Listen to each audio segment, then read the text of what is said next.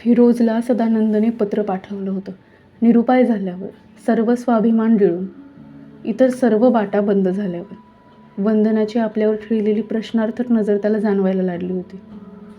तिच्या मनात काय विचार चालले आहेत याची त्याला पूर्ण कल्पना होती.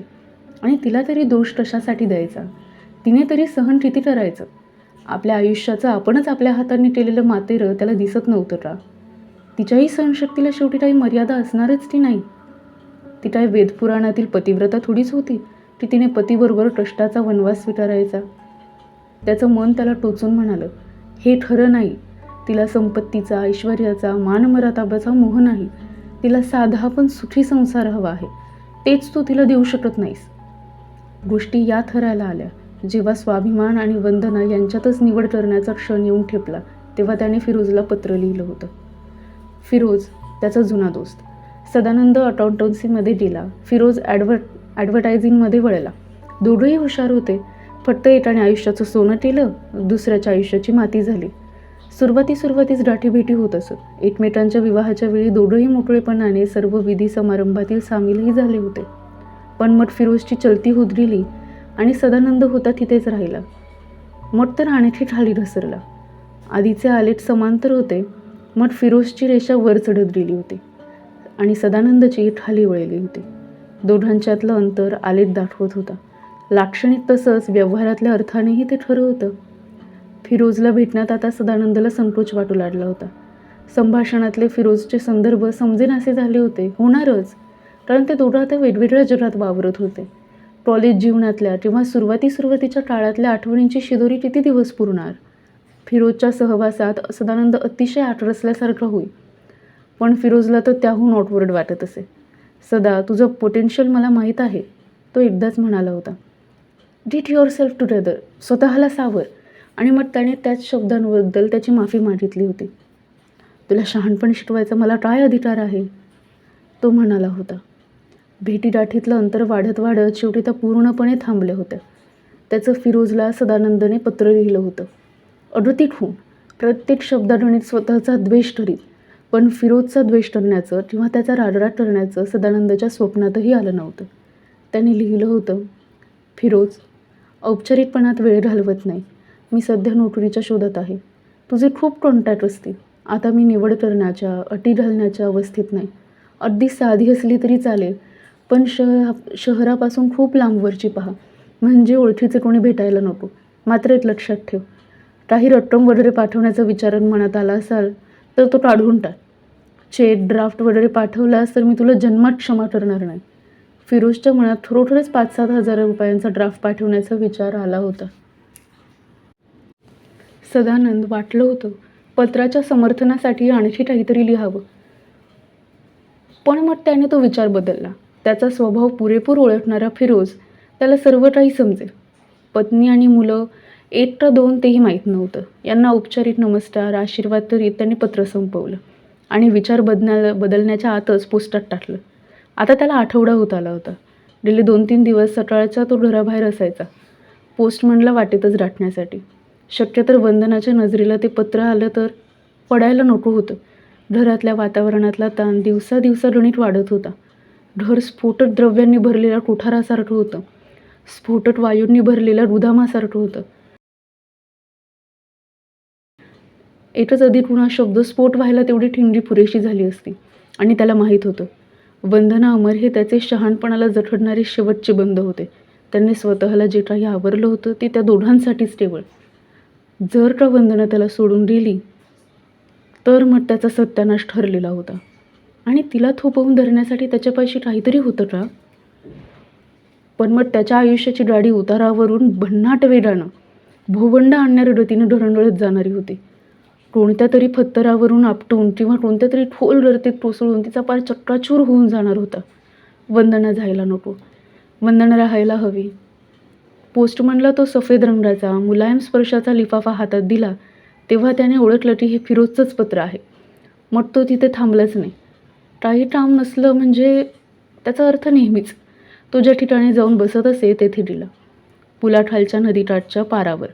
मग त्याने लिफाफा उलटासुलटा करून पाहिला. फिरोजचा पत्ता जरी छापलेला असला तरी त्याचं नाव हस्ताक्षरात होतं. कदाचित फिरोजच्याच हस्ताक्षरात असेल. निदान सेक्रेटरीमार्फत त्याने पत्र टाईप करून पाठवलं नव्हतं. सदानंदाने पत्र फोडलं. फिरोजचं पत्र त्याच्या स्वभावासारखंच रोखठोक होतं. सदानंदला त्याच्या मूर्खपणाबद्दल शिव्या दिल्या होत्या. वंदनासारख्या सुशील स्त्रीला हालअपेष्टांचं टाबाडकष्ट आयुष्य जगायला लावल्याबद्दल शिव्या होत्या. त्याच्या दारूच्या व्यसनाबद्दल, अतिरेकी वाढण्याबद्दल शिव्या होत्या. अगदी शेवटची घटना येईपर्यंत न लिहिल्याबद्दल शिव्या होत्या आणि मग पत्राचा सूर बदलला होता. सदा, नेहमी जे मनात यायचं ते वर लिहून टाकलं आहे आणि आता मनाचा निचरा झाला आहे. मला आनंद याचा होतो की शेवटी तरी तुला शहाणपण सुचलं आणि तू मला पत्र टाकलंस. मूर्खा, गेले कितीतरी दिवस मी तुझा पत्ता शोधण्याची खटपट करीत होतो. अर्थात आधी तुला नुसतं सुचवणार होतो, पण तुझं पत्र वाचल्यावर माझी खात्री झाली की तू ही नोकरी ताबडतोब स्वीकारशील. राजकोट नावाच्या लहान गावात, खरं तर गावापासून 8-9 मैल अंतरावर एक जुनी प्रॉपर्टी आहे. एकेकाळचं ते श्रीमंत नावाजलेलं घराणं होतं. आता त्यांच्या नावाचा ट्रस्ट आहे. या ट्रस्टचे विश्वस्त आमच्याकडे आले होते. वास्तविक त्यांना दिल्ली किंवा कलकत्ता अधिक सोयीचं झालं असतं, पण ते आले होते. त्या प्रॉपर्टीसाठी केअरटेकर म्हणा, व्यवस्थापक म्हण, क्युरेटर म्हण, यापैकी कोणत्याही कपॅसिटीमध्ये काम करण्यासाठी त्यांना तरुण सुशिक्षित माणूस हवा आहे. जेवण्या राहण्याची सर्व सोय आहे. ऑल फाउंड 2,000 रुपये द्यायची तयारी आहे. कदाचित 3,000पर्यंतही ताणता येईल. तू तिथे एकटा असशील म्हणजे तुला कोणी बॉस नाही, कोणालाही रिपोर्ट द्यायचा नाही, कोणाचेही हुकूम मानायचे नाही. आडबाजूला आहे हा दोष मी समजत होतो, पण उलट आता तो एक प्लस पॉईंटच झाला आहे, नाही का? मुदतीचा प्रश्नच नाही. 3 महिन्यांचा पगार मी त्यांच्याकडून आढळून घेऊ शकतो. कधी वाटतं योग्य वेळच यावी लागते. मग सर्व काही सुरळीतपणे पार पडतं. हवं असलं तर मी पैसे तारेने सुद्धा पाठवतो. रागाने पत्र फाडू नकोस. उत्तर लिही. वंदना आणि छोट्याला. अमर नाही का रे, आशीर्वाद. असं हे चमत्कारिक पत्र होतं. त्याला आनंद झाला होता की खेद होत होता. अकाउंटंटच्या नंतर वॉचमॅन. घसरगुंडीच की नाही? मग काय, फिरोजने सॉरी, आता तरी डोळ्यासमोर काही नाही असं लिहायला हवं होतं.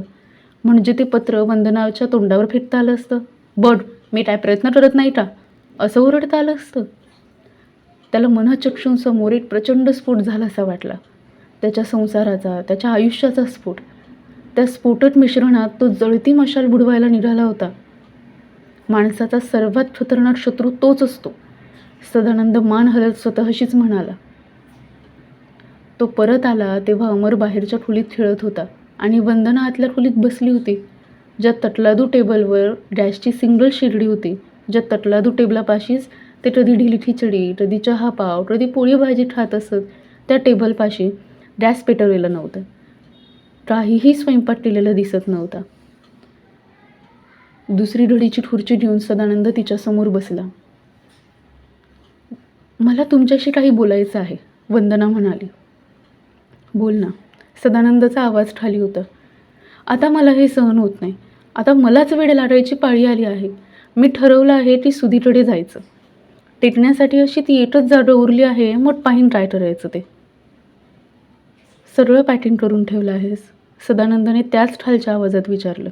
त्याचा प्रश्न तिला इतका अनपेक्षित होता की काही क्षण तिला काय बोलावं तेच सुचेना. नाही, ठरवलं आहे म्हणत होतीस. म्हणजे तुम्हाला सांगायचं मी ठरवलं होतं. पण अर्थात तुला माहीत आहे आणि मलाही माहीत आहे मी तुला अडवू शकणारच नाही. बोलण्यात काही राहिलेलं नाही आणि बळाचा वापर तर मी कधीच करणार नाही. त्याचा आवाज चढला नव्हता. वंदना नुसतीच त्याच्याकडे पाहत राहिली. वंदना, मी तुला दोष कसा देऊ? इतके दिवस माझ्याबरोबर काढलेस हेच मी माझं भाग्य समजतो. गरिबी, अपमान आणि हालअपेष्टा याखेरीज मी तुला काय दिलं?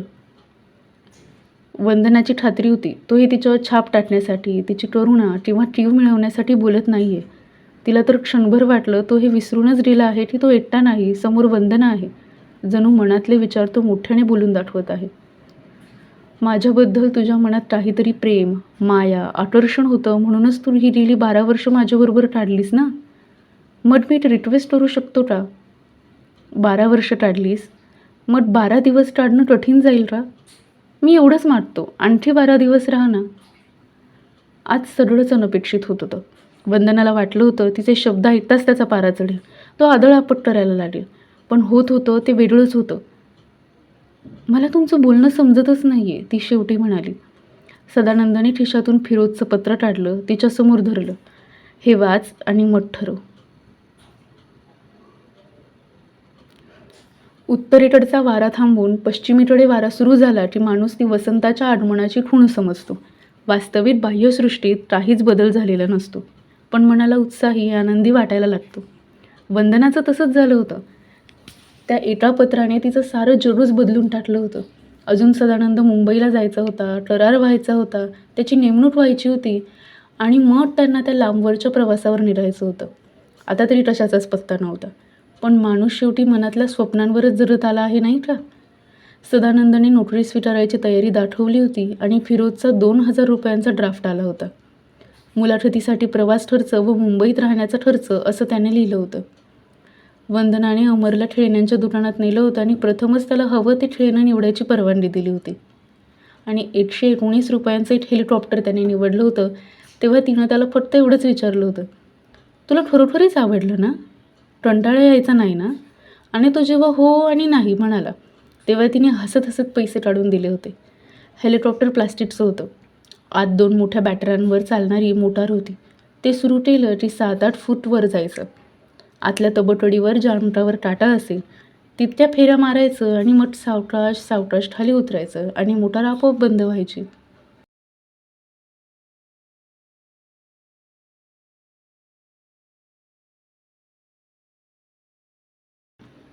अमरने यासारखं पूर्वी कधीही पाहिलं नव्हतं.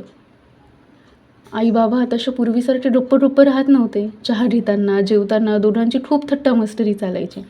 त्याला एवढं समजलं होतं की बाबांना नवी नोकरी मिळाली आहे आणि लवकरच त्यांना हे गाव सोडून खूप लांब जायचं आहे. त्याला आनंदच झाला. इथे त्याला एकही मित्र मिळाला नव्हता. इथे जवळपास खेळायला एखादं मैदान नव्हतं की पार्कही नव्हतं. नाही म्हणायला तो एक सोबती होता खरा, मित्र म्हणायला जरा कठीणच.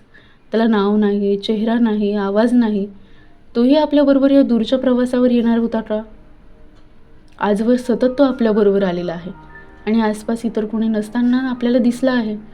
अमरने हातात हेलिकॉप्टर धरलं होतं आणि त्याला तो किल्ली देत होता. तो ते अगदी सोडणार एवढ्यात त्याची नजर समोर गेली. समोरच्या भिंतीपाशी तो होता, त्याचा अबोल सहकारी, भिंतीवर काढलेल्या एका सपाट काळ्या चित्रासारखा. फक्त डोळ्यांच्या चाटी 2 पांढरी ठिपके आणि आता तोंडाची ही पांढरी फट दिसत होती. ती फट उघडत होती. कदाचित तो आता बोलणार असेल, आपलं नाव सांगणार असेल. हेलिकॉप्टर हातात घट्ट धरून अमर पुढे वाटला. अमर, तिकडे जाऊ नकोस. अमर, तिकडे जाऊ नकोस. ते शब्द तरी होते का? दुपारच्या गरम वाऱ्यात फडफडणाऱ्या पडद्यांचा आवाज होता का आईने आतल्या खोलीत लावलेल्या पंख्याचा आवाज होता? किती अस्पष्ट, किती कुजबुजल्यासारखे शब्द. अमरला त्याला सांगावंसं वाटत होतं, तूही चल. कदाचित त्याला अमरचे शब्द आधीच ऐकू आले असावे, कारण ती मान जराशी हललेली दिसली. आणि मग परत एकदा अमरला त्या काळ्या आकृतीच्या जागी भिंतीतली खिडकी दिसली. वास्तविक दुपारची वेळ होती, लखलखीत सूर्यप्रकाश होता, पण भिंतीतल्या त्या खिडकीतून रात्रीचा देखावा दिसत होता. एक 3 मजली उंच वाडा. वरून दिसतोसा चंद्रप्रकाश पडलेला. पण वरच्या मजल्यावरच्या एका खिडकीच्या काचेमागे पडद्यामागे तडतडता हिरवा प्रकाश दिसत होता. लहान मोठा होणारा प्रकाश. तो प्रकाश खिडकीच्या जवळ येत होता. आता काय होणार होतं? खिडकी उघडणार होती आणि तो वाडा जर आणखी जवळ आला तर खिडकी त्याच्या अमरच्याच खोलीत उघडेल. तेवढ्यात आईची हाक आली आणि समोरचा देखावा विरघळला. केवळ एका हाकेला उत्तर द्यायची व त्या हाकेसरशी आत जायची जरुरी नव्हती. हा त्याचा मित्र त्याला जाऊ नको म्हणत होता. 2दा त्याने त्याला तो जुना वाडा दाखवला होता. वरच्या मजल्यावरच्या त्या खिडकीमागे काहीतरी भयानक होतं खास. मग पुन्हा आईची हाक आली तसा अमर उठला, आत गेला. सदानंद 4 दिवसांनी परत आला. त्याच्या चेहऱ्याकडे पाहताच वंदनाची खात्री झाली की सर्व काही व्यवस्थित झालं आहे. अमरसाठी त्याने खेळणी आणली होती. ती घेऊन अमर बाहेरच्या खोलीत गेला. ज्या घडीच्या खुर्चीवर बसून त्याने वंदनाचा अल्टिमेटम ऐकला होता, त्याच खुर्चीत तो आता हुश्श करीत आरामात बसला होता. वंदना त्याच्यासाठी चहा करीत होती. फिरोज कमाल माणूस आहे हा, सदानंद म्हणाला. म्हणजे सगळं ठरलं का? वंदना विचारत होती. ठरलं म्हणजे आजपासून 18 दिवसानंतरचं रिझर्वेशनसुद्धा करून आलो आहे. अहो, कुठं जायचं आहे ते तरी सांगा. सांगतो ना, पण मला सुद्धा ते एक नावच आहे. रेल्वे लाईनपासून आत 7-8 मैलांवर गाव आहे आणि गावापासून आणखी आत फिरोजलाही माहीत नाही, पण 5-6 मैल तरी असावं अशी ती इस्टेट आहे. ते ट्रस्टी मला फिरोजच्या ऑफिसमध्ये भेटले. ते 1-2दा तिथे जाऊन आले आहेत, पण त्यांची अंतरं आणि त्याचा प्रवासाच्या वेळा हे एअर कंडिशन लिमोसिनमधून मोजलेले त्यांना काहीच अर्थ नाही.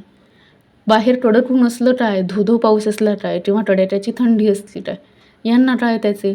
रस्ता सिमेंटचा आहे का मॅकडमचा आहे का ठडीचा ठाचठळ्यांचा आहे, त्यांना काय माहीत असणार. प्रवास दूरवरचा आहे, तिथली भाषा वेगळी आहे, पण हिंदीचा वापर चालतो एवढं ठास.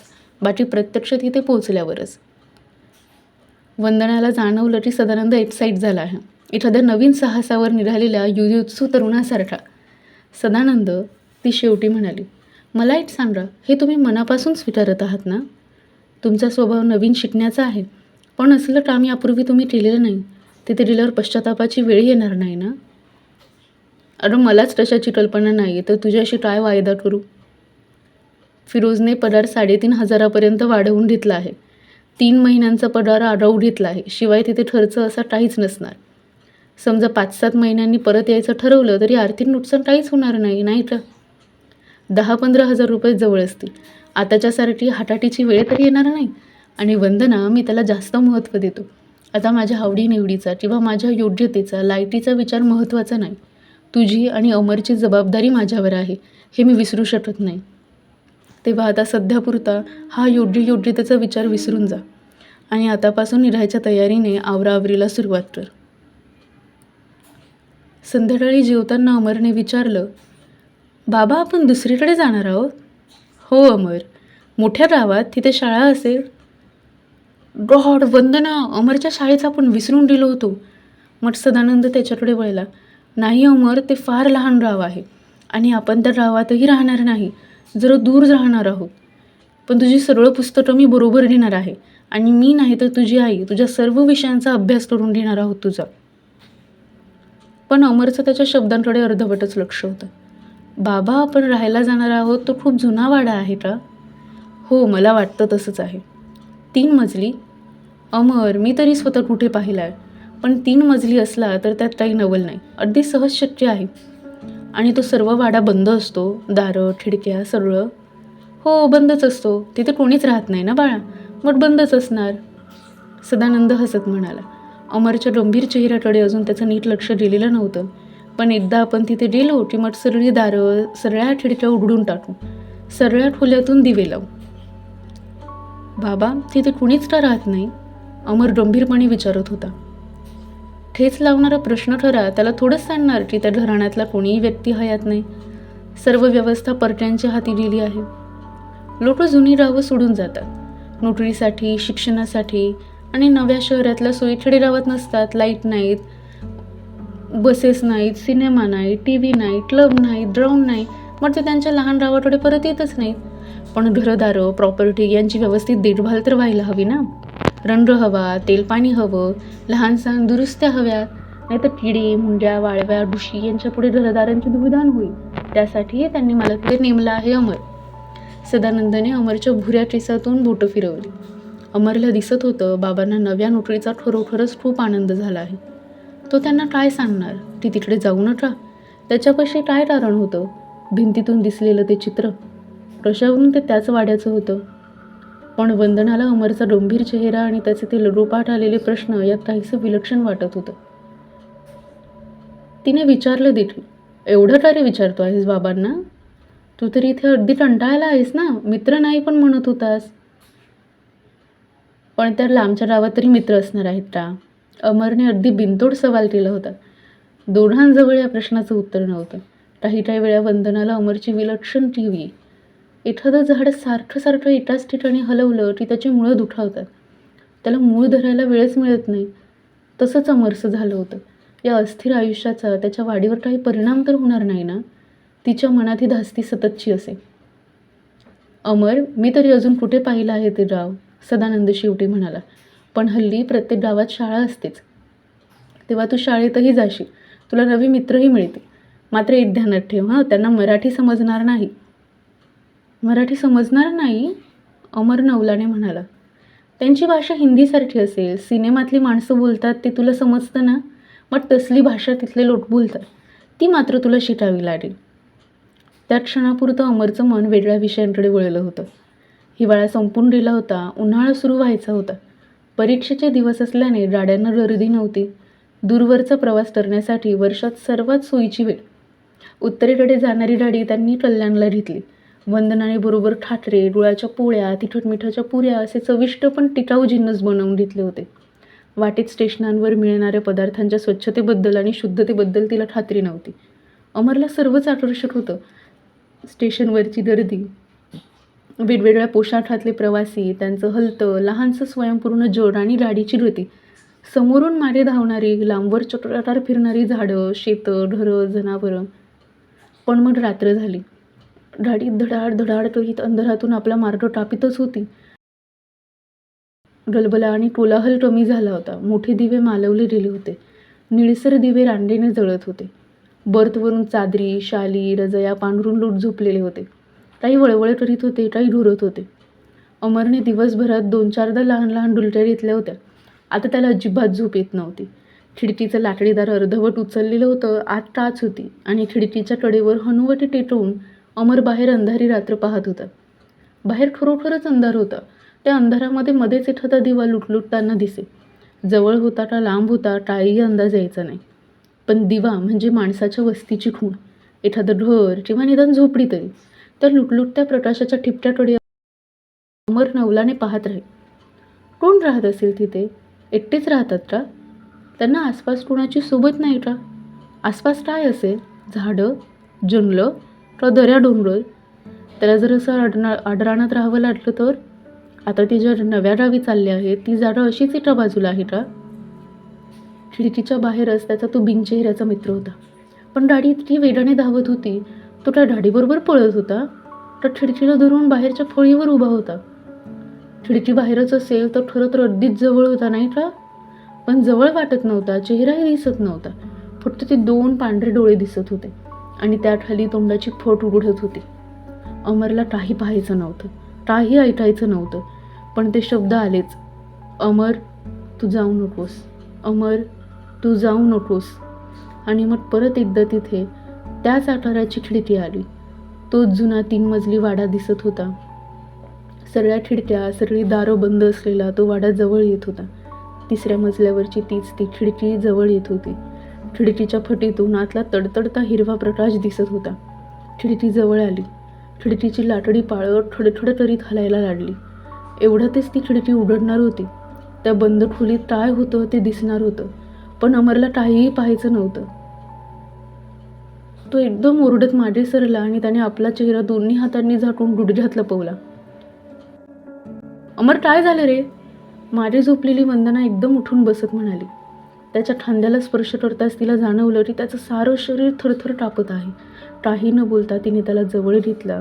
मानेला, गळ्याला, डालाला हात लावून पाहिला. त्याला ताप वगैरे तर नाही ना याची खात्री करून घेतली. काहीतरी स्वप्न पडून घाबरलं असेल असं तिला वाटलं.